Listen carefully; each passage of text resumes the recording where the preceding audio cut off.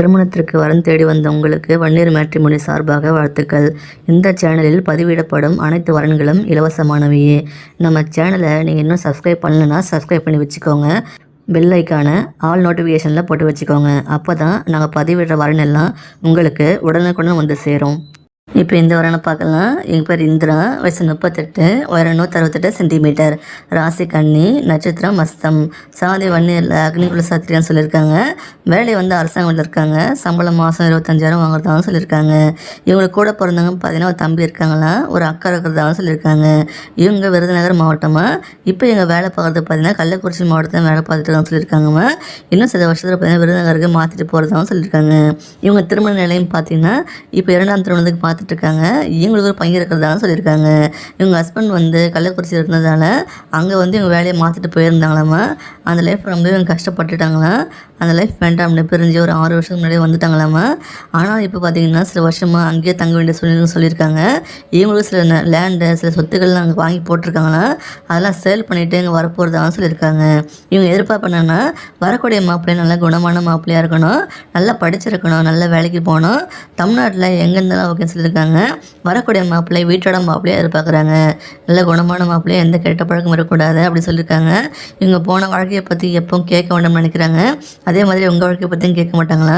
வரப்போகிற லைஃப்பை நல்லபடியாக வாழ்ந்த போதுன்னு நினைக்கிறாங்க. இவங்களுக்கு எந்த கெட்ட பழக்கமும் இருக்கான்னு சொல்லியிருக்காங்கம்மா. இவங்கள கேர் பண்ணி நல்லபடியாக பார்த்துக்கணும்னு எதிர்பார்க்குறாங்க.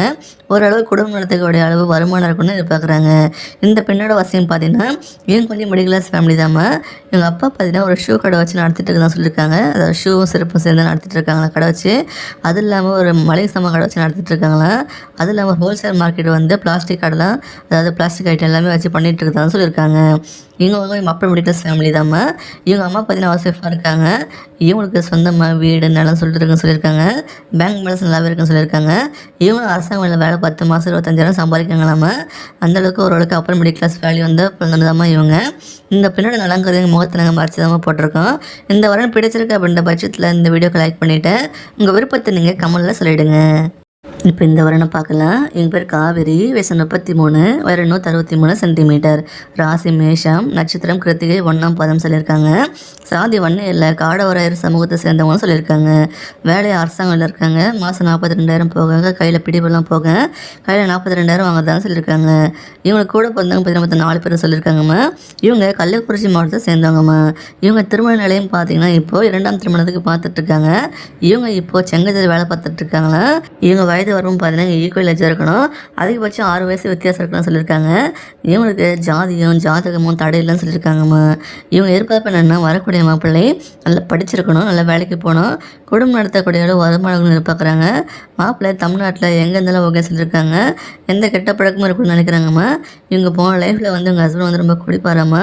அந்த லைஃப் ரொம்பவே அவங்க டார்ச்சர் அனுபவிச்சிருக்காங்க. அதனால தான் தனியாக பிரிஞ்சு வந்துட்டாங்களாம்.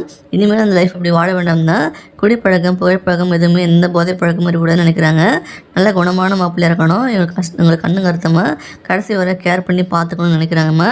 அந்த மாதிரி தங்கமான மாப்பிள்ளையை எதிர்பார்க்குறாங்க. வரக்கூடிய மாப்பிள்ளையை பார்த்தீங்கன்னா இவங்க இப்போ 2ஆம் திருமணமாக எதிர்பார்க்குறாங்கம்மா. இவங்களோட போன லைஃப்பை பற்றி எப்பவும் கேட்க வேண்டாம்னு நினைக்கிறாங்க. அதே மாதிரி இவங்களோட பாஸ்ட் லைஃப் பற்றியும் கேட்க மாட்டேன் சொல்கிறாங்க. இந்த லைஃப் நல்லபடியாக வந்த போதுன்னு நினைக்கிறாங்க.